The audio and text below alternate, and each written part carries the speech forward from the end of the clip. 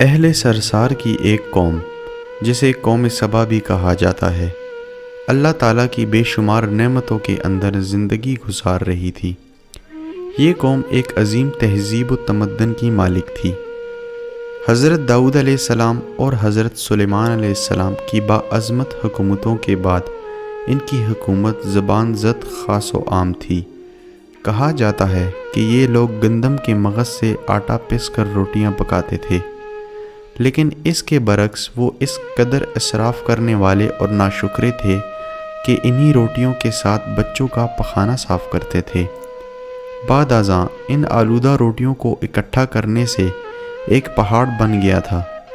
پھر ایک صالح شخص نے وہاں سے گزرتے ہوئے ایک عورت کو دیکھا جو روٹی کے ساتھ بچے کے پخانے کے مقام کو صاف کر رہی تھی۔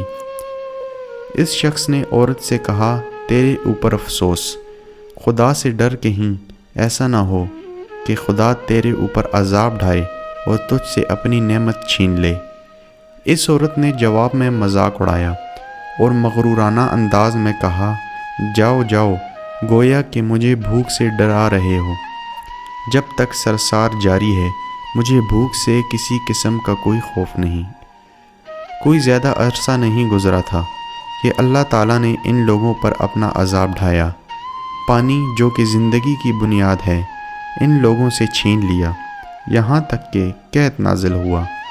بات یہاں تک پہنچ گئی کہ ان کی ذخیرہ کی ہوئی تمام غذا ختم ہو گئی۔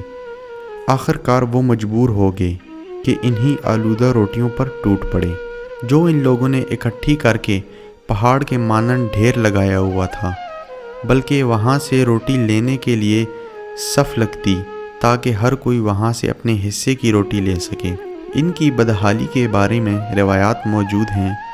سورہ نحل کی آیت نمبر 112 اور 113 میں یوں ارشاد ہوتا ہے، اور اللہ نے اس بستی کی مثال بیان کی ہے جو محفوظ اور مطمئن تھی۔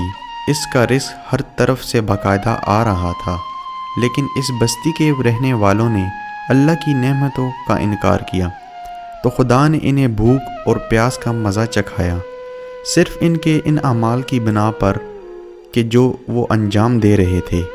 اور یقیناً ان کے پاس رسول آیا تو ان لوگوں نے ان کو جھٹلایا، تو پھر ان تک عذاب آ پہنچا کہ یہ سب ظلم کرنے والے تھے۔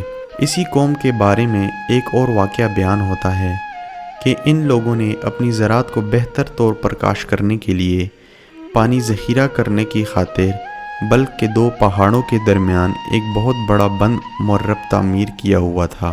سوراخ اور دوسرے پہاڑوں سے گزرا ہوا پانی اس بند میں آ کر وافر مقدار میں جمع ہو جاتا تھا۔ قوم سبا نے اس پانی سے صحیح طور پر استفادہ کرتے ہوئے وسیع و عریض اور بہت سے خوبصورت باغات لگائے اور کھیتی باڑی کو رونق بخشی۔ ان باغات کے درختوں کی شاخیں اس قدر پھلوں سے لدی ہوئی تھیں کہ کہتے ہیں کہ اگر کوئی شخص سر پر ٹوکری رکھ کر ان کے نیچے سے گزرتا تو پھل خود بخود ٹوکری میں گرنا شروع ہو جاتے اور قلیل مدت میں ٹوکری تازہ پھلوں سے بھر جاتی۔ لیکن نعمتوں کی کثرت نے انہیں شکر کرنے کے بجائے غافل کر دیا تھا، یہاں تک کہ ان کے درمیان بہت بڑا طبقاتی نظام وجود میں آ چکا تھا۔ ان میں سے صاحب اقتدار لوگوں نے کمزوروں اور ضعیفوں کا خون چوسنا شروع کر رکھا تھا، یہاں تک کہ ان لوگوں نے خدا سے ایک احمقانہ التماس کیا جس کا ذکر سورہ سبا کی آیت نمبر 19 میں ملتا ہے۔